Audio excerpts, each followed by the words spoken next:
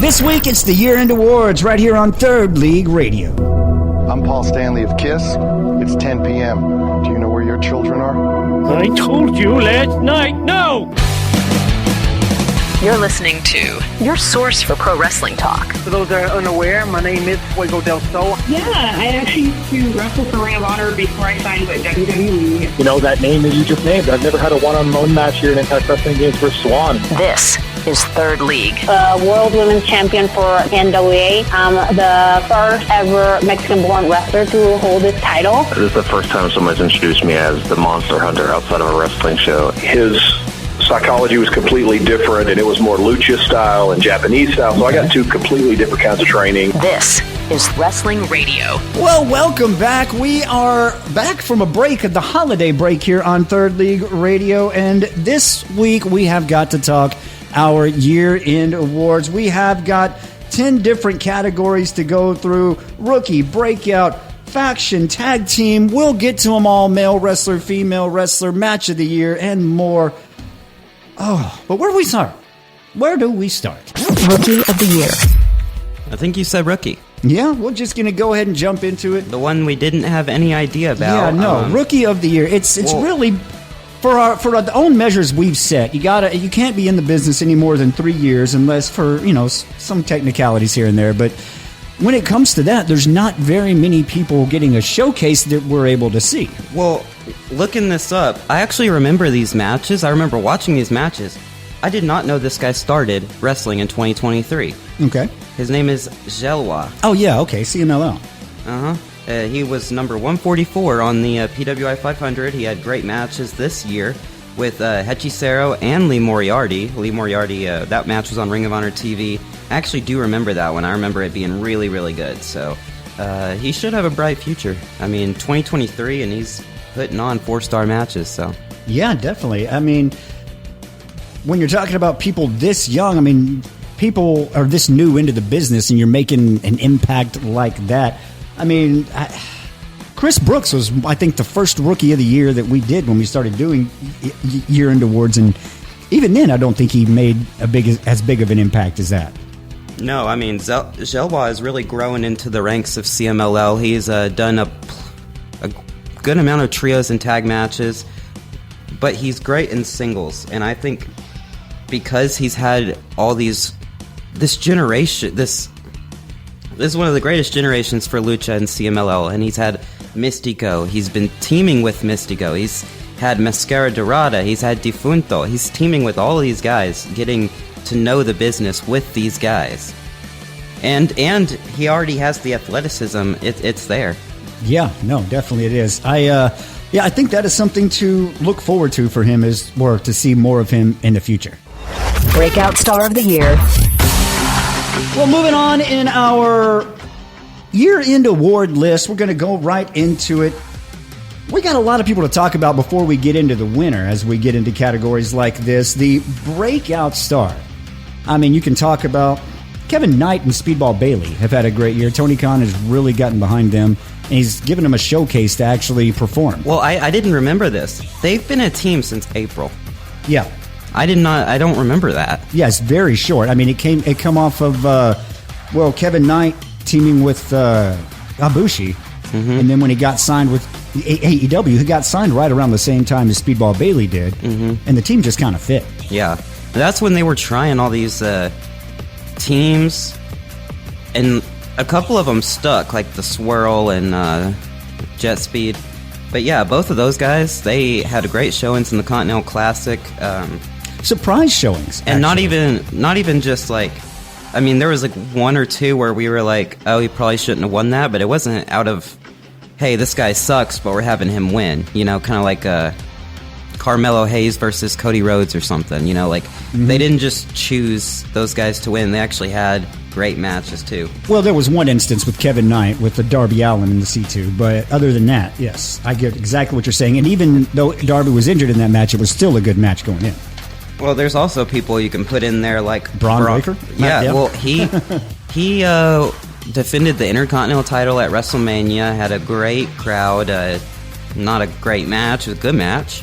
And he also turned on Seth Rollins, and then Seth Rollins joined back, I think.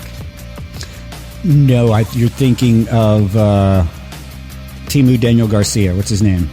Austin Theory. Yeah, he just does everything exactly like Seth Rollins. Seth Rollins took... They turned on Seth Rollins, and Seth Rollins brought in Austin Theory. Well, I think that's what's happened. We'll see if that's the story that plays out. But yes, I think Austin Theory is in his Seth's kind of eyes and ears. Either way, Braun Breaker is the leader of the Heyman family now. Yes, very much so.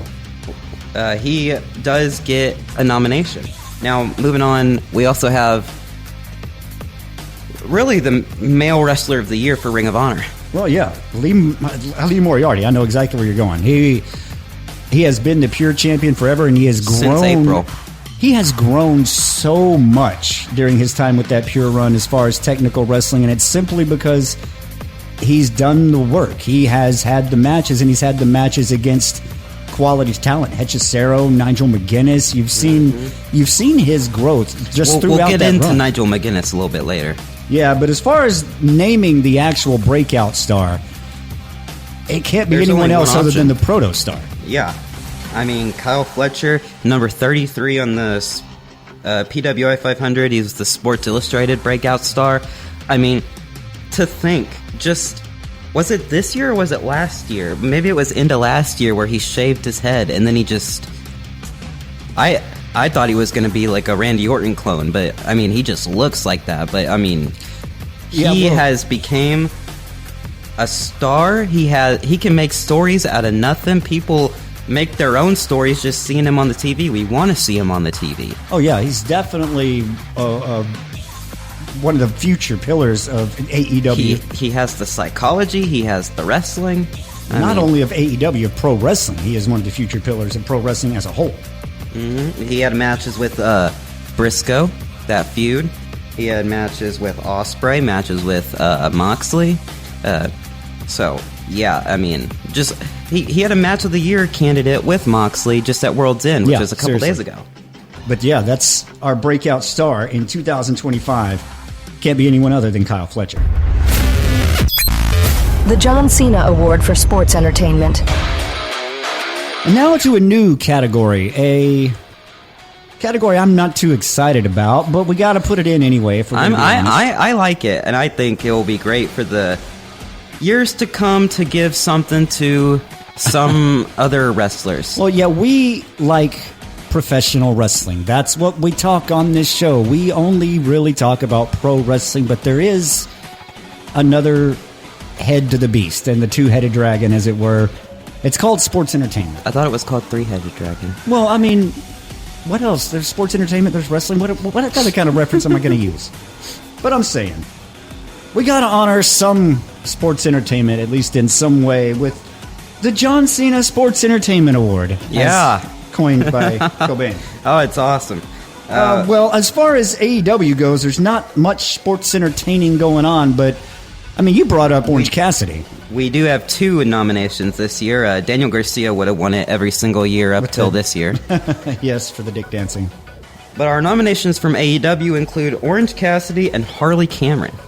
Yeah, Harley Cameron's definitely very entertaining with the puppets and all that, and that's very sports entertainment. Her thing has been the mini Monet and the singing all year, but with this women's tag team tournament, she's actually shown her wrestling side, and she's done a lot with it. She's been probably the most funny character, like comedy written this year, I'd say, for AEW. Yeah, I'll give you that. And I think she just writes all that herself, so, I mean, very entertaining. She does get the nomination here. But really, this is a WWE award. Yeah, I don't watch a lot of WWE, but I would assume CM Punk would be in it. I don't know a lot about his work, but I would assume just because he's one of the big names, he'd be in it. But like, what about some of the younger people? You know, like, who's the NXT guy? Obafemi. Yes. Yeah. He definitely has the. He was a runner-up for Rookie of the Year last year. I think I wanted to do him, and you did Paul Walter Hauser. Yeah, but Paul should have been Rookie of the Year this year. No, give him in it. But Obafemi has done great things. Paul, hold on. We got to get Paul's match. We got to talk about that. Paul's match against QT. Come on. I know we're going off topic, but you just brought it up, so I got to bring it up. Go ahead. Go back into it. But Obafemi, he had a great promo on SmackDown. He held his own against Cody Rhodes. Actually, a really great promo. He's been doing great things in NXT. He had an amazing feud with Siobhan Evans. Really just a simple David Goliath thing, but it was really good. And yeah, he's pretty much carrying NXT. He's the only reason people watch. Yeah. Who else?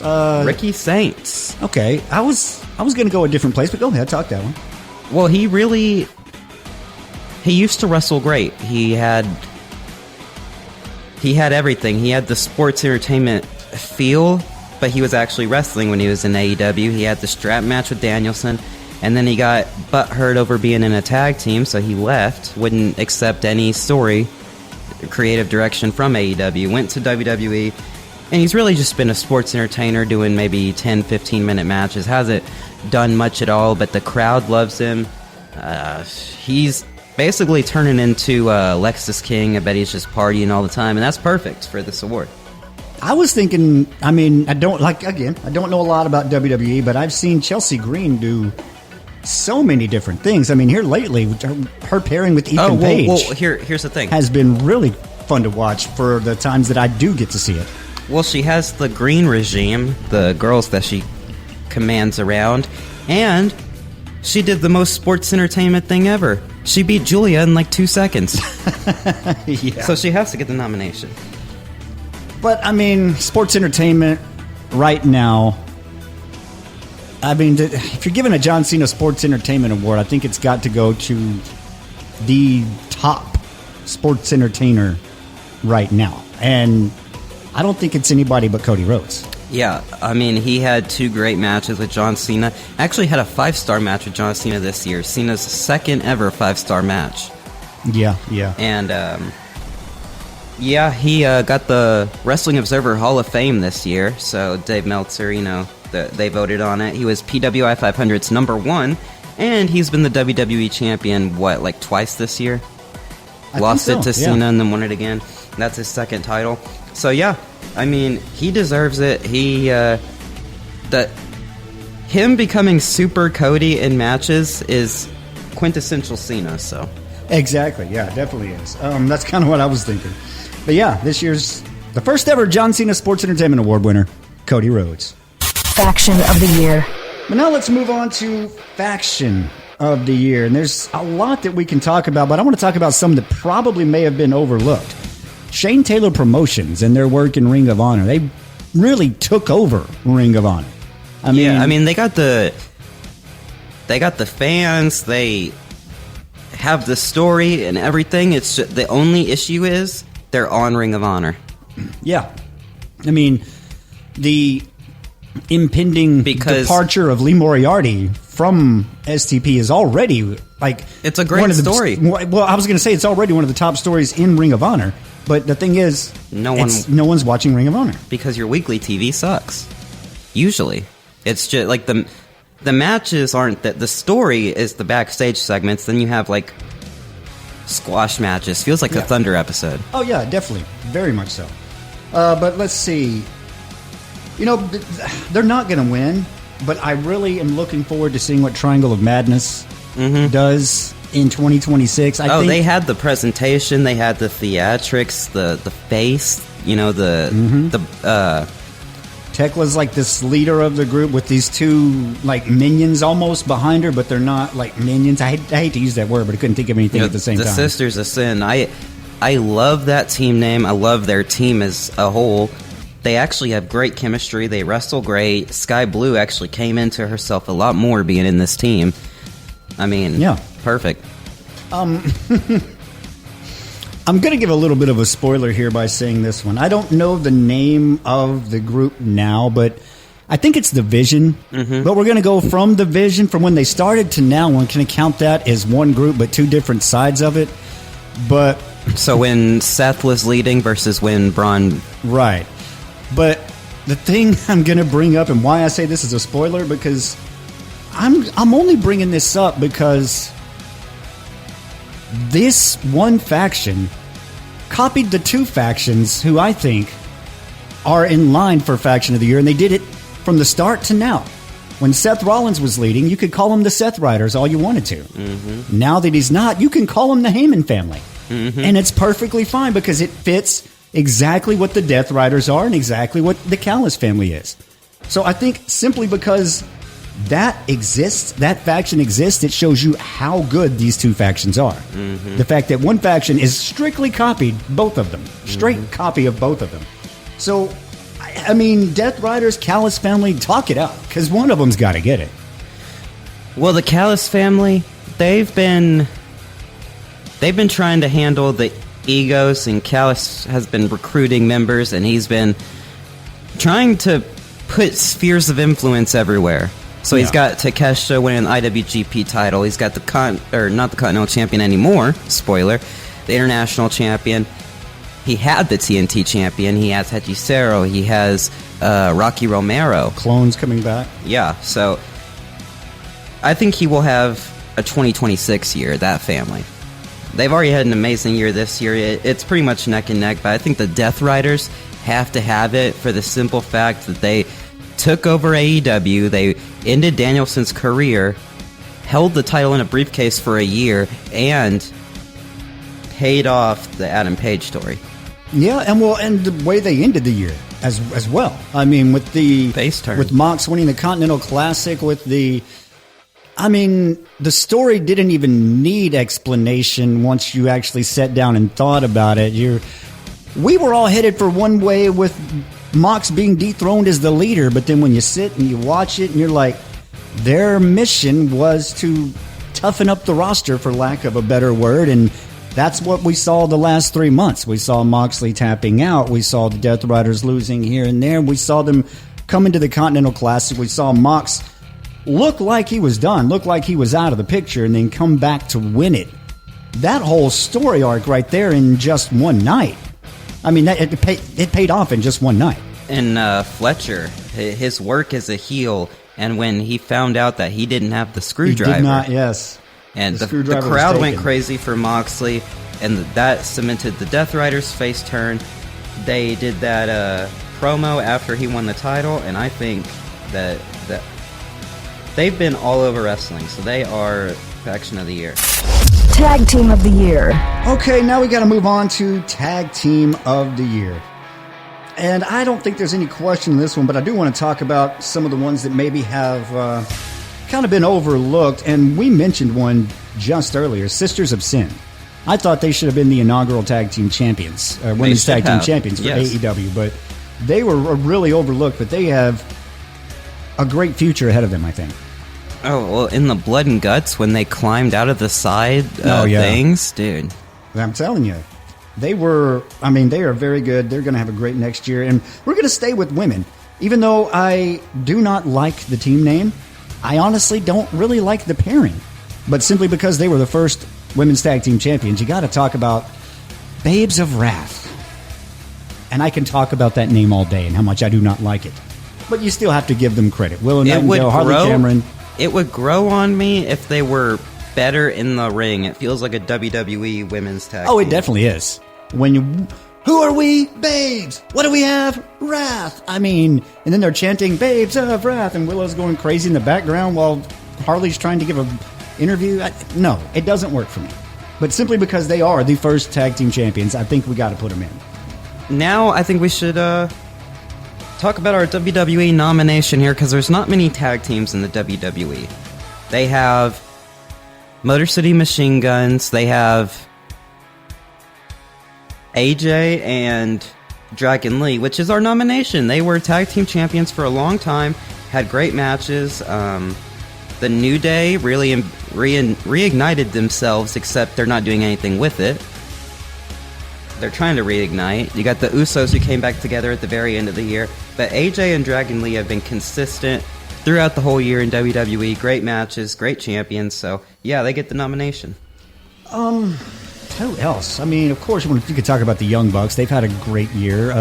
Kind of shortened year a little bit. I mean, we saw some great matches out of them, but, I mean, they're going to be... Well, their story. Well, I think they're going to be a nominee every year.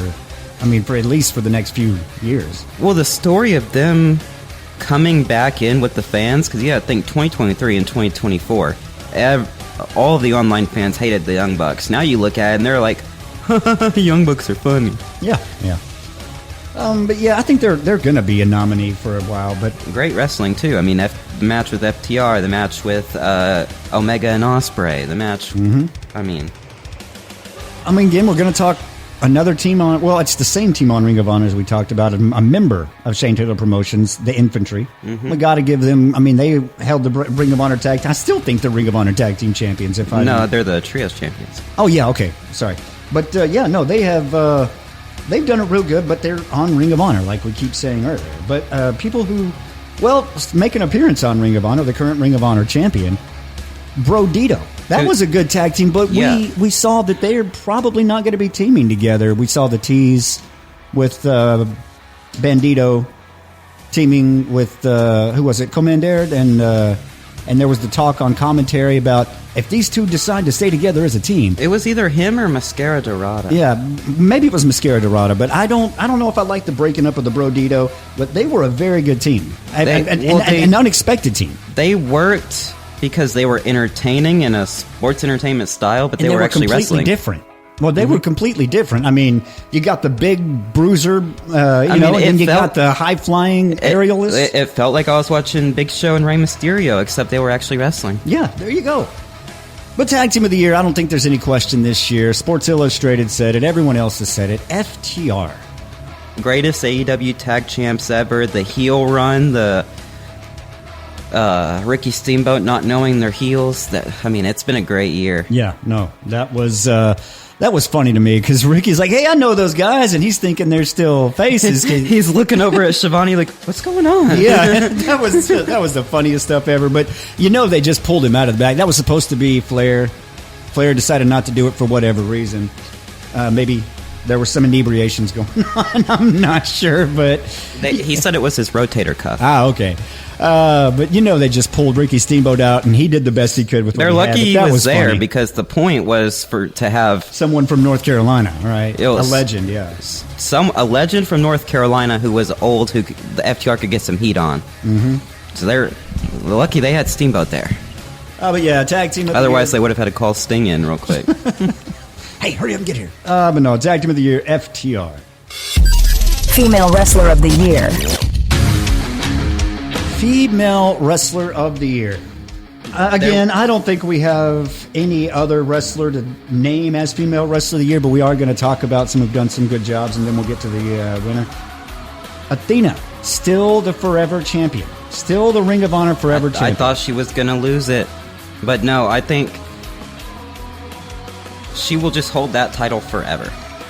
Like, literally, she's just not going to drop it. There's no one else. Yeah, I don't know who can take it from her. She has established herself as the Ring of Honor champion. I get it. Bandito is the Ring of Honor world champion, the men's champion. She is the Ring of Honor champion. When you think of Ring of Honor, you think of Athena. I think they're going to have to make a new women's world title and just retire that one's and Athena keep it or something. And then she's going to be like, they had to make a new title to get rid of me. Who else, though? Well, we got... I don't watch a lot of WWE, but Stephanie Vaquer seemed to have a pretty good run. She's done a lot, but they overuse that ass move that she has. Well, that's a WWE style. That's one of the things only clip I've ever seen of her from WWE. She's been the champion for a long time. She's not going to win, but... Well, see, I'm going to bring something on. I know we're skipping away from this, but that's one of the things I don't like about WWE is they find something that gets over, and then they just push it into the ground over and over and over again until people don't like it anymore. It's like when a one-hit wonder has a song, they never get a chance to have another song because everybody's still playing the first one, and by the time they get a second hit out, everybody's so sick of the first song, they don't want to hear them anymore. You know what I'm saying? They listen to Booker T. Booker T likes it, it's everywhere. Trick Williams still does that thing, and it's been over for 3 years. Now, I did not like when WWE or Sports Illustrated named the WWE Women's Match of the Year, but Io Sky is done a lot of good work that I She is the only wrestler in WWE right now. Julia's a bootlicker. Vicair's a bootlicker. Io Sky and maybe Rhea Ripley at times are the only people who are actually trying to wrestle in that women's division. Toni Storm is probably going to get a nomination every year. This year, she wrestled at the very beginning of the year, and then it's been kind of rebuilding herself. Yeah, I was going to say it's been kind of restructuring, rebuilding. She was the Hollywood starlet. Now, not so much a Hollywood starlet, more of an old school kind of women's wrestler who's into this Nuru massages and this odd kind of personality, but it still works for her. She's found a way to move it from Sunset Boulevard to where it is now, if that works, if that description works for you. But, I mean, female wrestler, can it be anybody other than Mercedes Ultimone Dragon? How about that? Mercedes Moné picking up every title that she can and beating Ultimo Dragon's 10 belt record. I mean, that's going to be a record for a female wrestler that lasts as long as Ultimo's did. Yeah. I mean, I still think she should have kept the New Japan title. I think she should have won the AEW World title. I think she should have had everything. But I get the story that they were going for, and it's working. She is doing the best work of her career right now. I think it has to be her. Women's Wrestler of the Year on Sports Illustrated. She had matches with Red Velvet, a match with Toni Storm, matches with Statlander. I mean, really, she is building the whole division, but still not faltering any. She's not losing anything from losing. Well, when she's going to lose every title, and she has to fall to rebuild. She's not going to get the AEW Women's World title until the fall, until the rebuild. But right now, like you said, she is helping out the rest of the division. Who won the Ring of Honor TV title from her? Red Velvet. Who won the British Heavyweight title? Alex Windsor. And again, another member of the roster. So, I mean, new member. Yeah, a new member of the roster. So again, she's helping to elevate the rest of the women on the roster, and in the process telling a great story of the fall of Mercedes Moné. Male Wrestler of the Year. But moving on in 2025 Year End Awards, Male Wrestler of the Year. And there might be some question on this one because there are a lot of good candidates, but we'll talk about Bandito first off, because at the start of 2026, moving into the middle, I thought for sure Bandito can lock this up. He was having great match after great match. That match with Konosuke Takeshita. Match with Hechisero. Yeah. For me, at the very beginning of the year, I was like, oh, Gabe Kidd might have it in the bag already. It's January 2nd. Then we kind of moved up, and Takeshita just starts the year strong, wins the G1, wins the IWGP title, goes, I mean, he's winning everything. He has great matches. It's been a year of Takeshita. We could do him. We could do Adam Page. Yeah. We could do Will Ospreay. Page has had a great year. Ospreay has had, Ospreay had to leave, and granted, we know why. He needs the rest. He needs the surgery, but... Well, he's part of that. A big reason how Page won the title. Yeah, And because Ospreay, he convinced Swerve to go with him and Page, yeah. Ospreay also had that amazing match with Fletcher, the steel cage. He did so much for the company in just 6 months. He stopped after All In. He shouldn't have even done All In. Yeah. But I enjoyed seeing him there. I mean, yeah, you got Bandito. You got Takeshita. I thought Takeshita had it all the way up. Okada. You can put him in there, yeah. I was thinking Fletcher. I was like, Breakout Star and Wrestler of the Year. I mean, he had everything. I just don't think it's his year because of Konosuke Takeshita. Well, Takeshita won the G1 to start the year. He becomes the IWGP Heavyweight Champion. His teasing feud with Okada, which is probably going to play out next year, was one of the more interesting aspects of that interplay in the Callis family. I mean, not only those stories, but the matches he's had, the travel he's done. He is a 3-contract guy. He works for DDT, New Japan, All Elite Wrestling. This guy has been in America one day, in Japan the next day, back in America, back to Japan. He's worked his butt off all year long. He is not afraid to lose.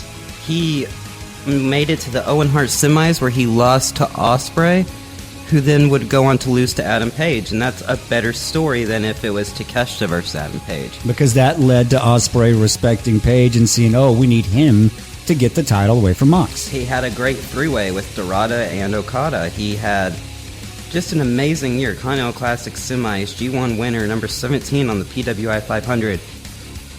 Takeshita, it's his year. He gets it. Yeah, I got to agree on that. Male Wrestler of the Year, Konosuke Takeshita. Feud of the Year. Before we go back to Technical Wrestler and then to our Match of the Year, we got to talk about Feud of the Year. I mean, really, there's just one clear one, so I didn't even really think about a lot of other ones. I mean, you could talk about Darby versus Death Riders, but that was kind of a short one. You can talk about the Demand versus the Hurt Syndicate. You can talk about Punk Rollins, Javon Oba, Briscoe Fletcher, Okada Takeshita, Cody Cena, Bandito versus Callis family. Briscoe and Fletcher was good, yeah. But all of this fails in comparison to the real Feud of the Year, and for what I think is the story of the year, too, Page and Moxley. Well, it's not only Page and Moxley. It's everything that goes into it. We talked about it earlier. Ospreay and beating Page winning the Owen Hart. Page getting Swerve and Ospreay getting Swerve and Page together after their blood feud the year before. For them to have that mutual respect, to join up, to take on the whole arc, not just Page versus Mox, the entire. Well, it's Page. The entire. When Page lost to Joe, who came to save him? Swerve. Yeah. Because of Ospreay, because of this feud. And that's the beauty of it. One little piece months ago builds into something else that you wouldn't have even seen.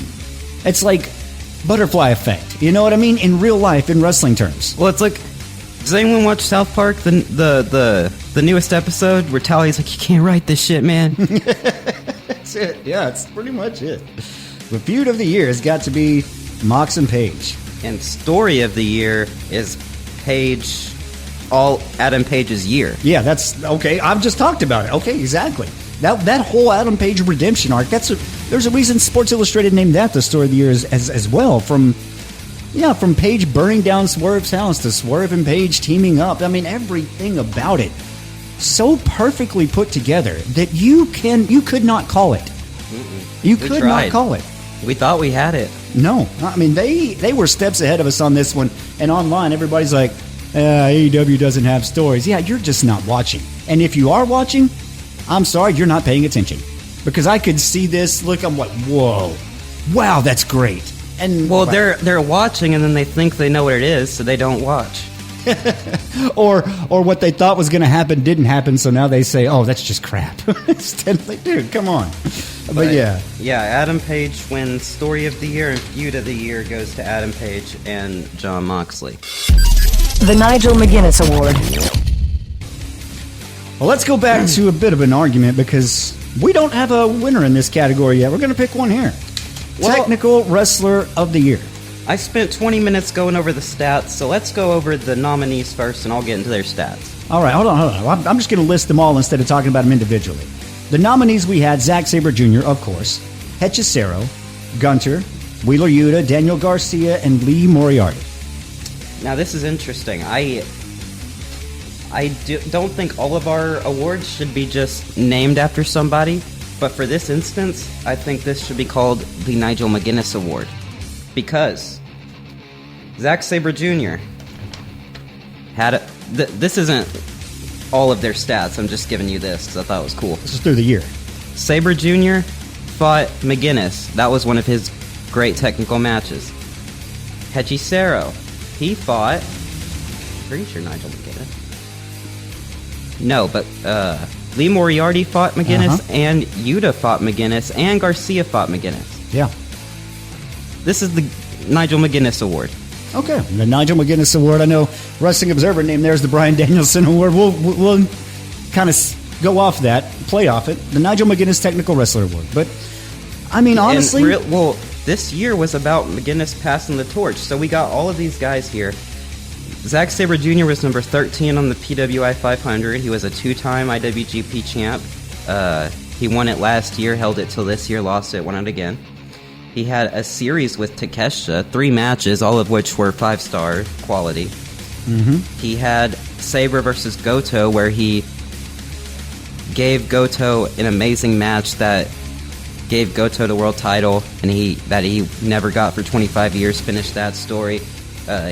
Goto's path to the mountain was actually one of the Story of the Year candidates. We didn't mention that.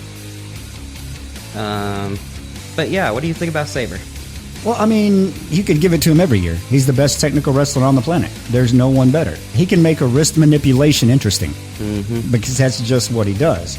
But this year, I don't think you give it to him. I mean, honestly, for me, you can wipe off Yuta, you can wipe off Garcia, you can wipe off Gunter, right, and you can argue Moriarty and Hechicero.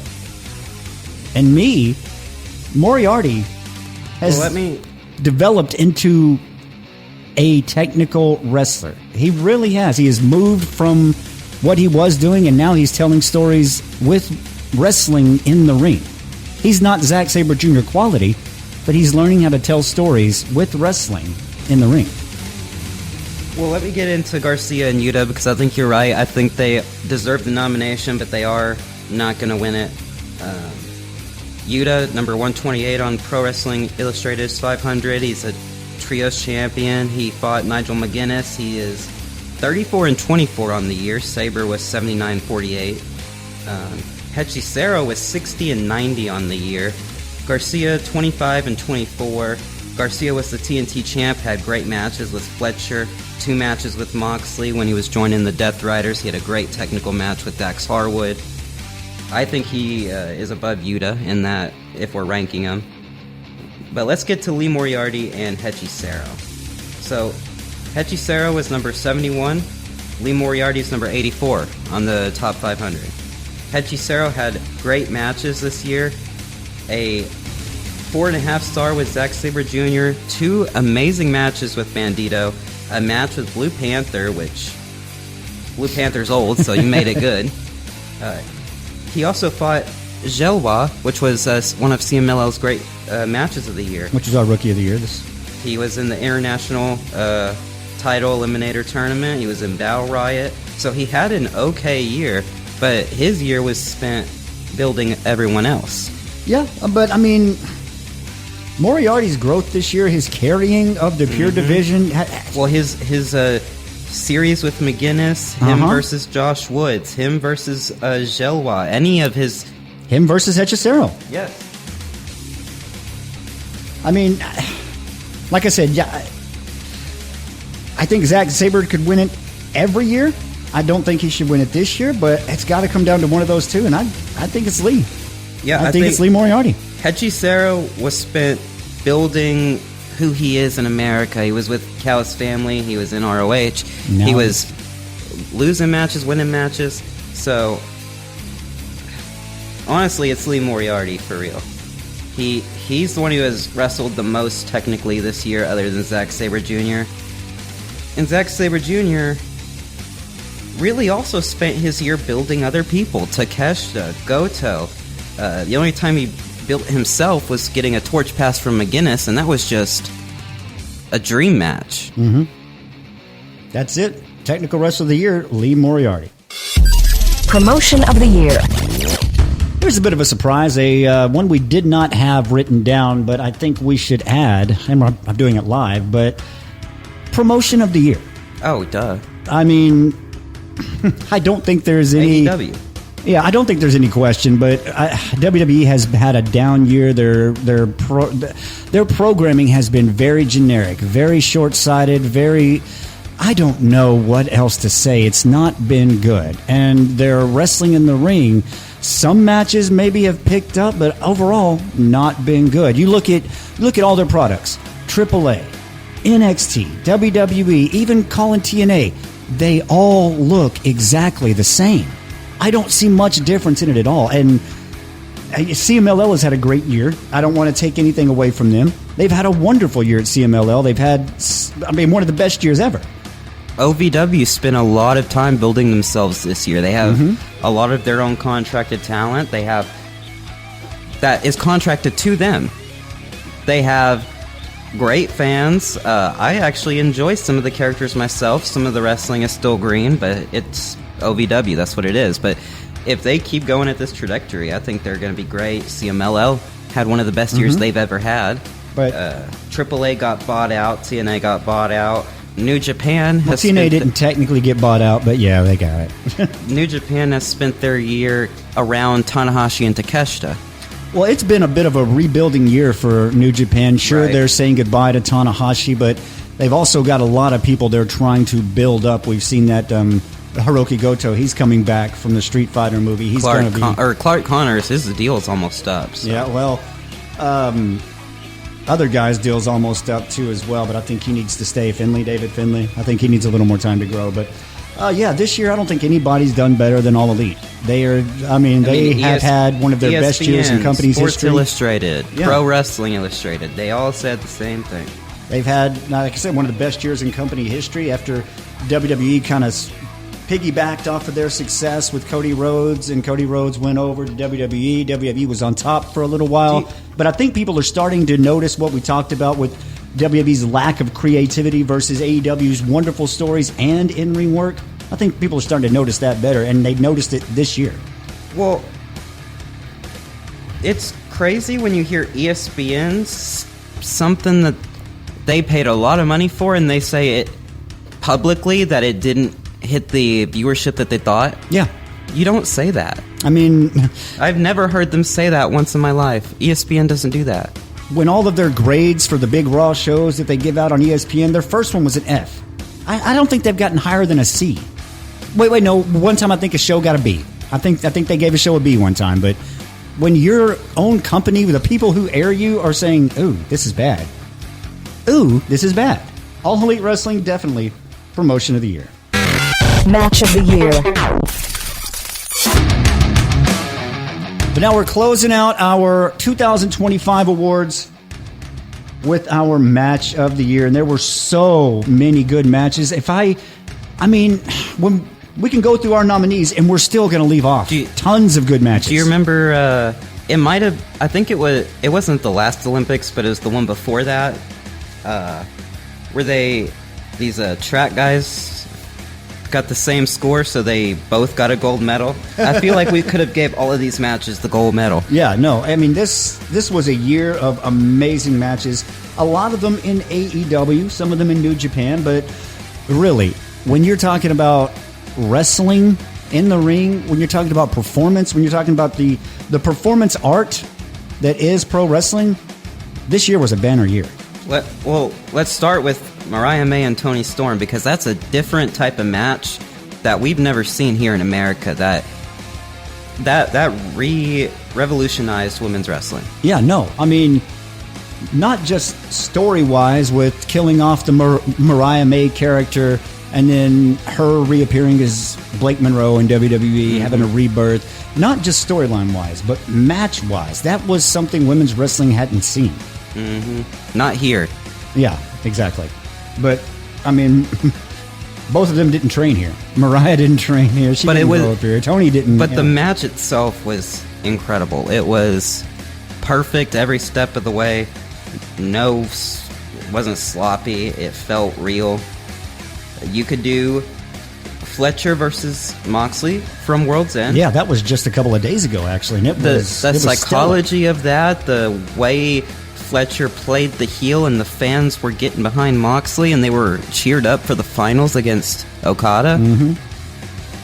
You could do Bandito versus Takeshita, 6-star match, Wrestling Observer. Yeah, no, that was wonderful. Amazing match. So I thought Takeshita was going to take the title because I thought Bandito was moving more towards the main roster. You could do Fletcher Ospreay from the cage, where do you remember where they were both standing on top of opposite corners of the cage at the very, like they were at the top of the cage. Yeah. They were both standing looking at each other, and at the end, before Fletcher gets hit with the hidden blade, he yells, "I fucking hate you, I fucking hate you," while he's crying. Just bam. That was an amazing match. Fletcher knows psychology, and he gets it. Paige Mox. Exactly. You can do that one. The one that ended the story. That brought Hangman. The conglomeration of all the stories ended the chapter and started a new one. It was the end of it was Percy Jackson, the first book ended, and now you got the second book. Well, it wasn't even just the story. The match itself was good. Like I said, AEW this year has been hitting on all cylinders, from stories that are deep and, intricate. You know what I mean? Mm-hmm. Intricately laced stories that are filled with wonderful matches. That's something WWE, has not done since ever, I don't think. Wonderful matches with wonderful stories all around it. If you go back and you watch the last one I remember is Hart versus Hart. Yeah, okay, I'll give you that. But yeah, it's been a while since WWE put that much thought into the story and wrestling at the same time. But I don't think anyone else is going to say this for Match of the Year simply because it happened so early in 2025. I think people are going to overlook it. But it's Gabe Kidd versus Kenny Omega. It was the return of Kenny Omega, and it wasn't the debut of Gabe Kidd. Kenny Omega had a 1% chance to make it back to full form without a bag, able to actually wrestle and take hits. And, I was going to say, it was the return of Kenny Omega, and it wasn't the debut of Gabe Kidd, but it was the debut of Gabe Kidd on the world stage. He got that moment. It wasn't anybody else. It wasn't Okada. It wasn't Takeshita. It wasn't anybody else. It was Gabe Kidd who got that return moment with Kenny Omega in New Japan, and he made the best of it. Well, it wasn't a return match like you guys are thinking. It was hardcore 2018 New Japan style. It was stiff. It was hard. It was long. The visual of Tanahashi crying while he watched it. Yeah. No, Gabe Kidd showed up ready to go. And I was thinking it was going to be okay, but I thought, man, it could have had somebody better in this match. I guess they're just letting Kenny get back into it slowly. No, that was right out of the gate. Gabe Kidd took it to him, and he showed up, and he performed and got notice on a world stage, whereas he was just getting, maybe nerd notice like me, going, hey, dude, Gabe Kidd could do something here. He's looking pretty good. I'm serious, guys. Watch this match. Watch the full thing, and then look at Tanahashi's face on the commentary table when they pan the camera over. You will not see a better match than that in a long time. Yeah. This year's Match of the Year, Gabe Kidd, Kenny Omega from New Japan Pro Wrestling. Well, that's going to do it for us for this edition. Next week, we will be back starting 2026. Thank you all for listening. It is Third League Radio. Thank you for listening to this edition of Third League Radio. Download the latest episodes at Apple Podcasts, Spotify, or YouTube. Catch the live radio show every weekend starting at 10 p.m. You can listen live every Friday night at mix961.net.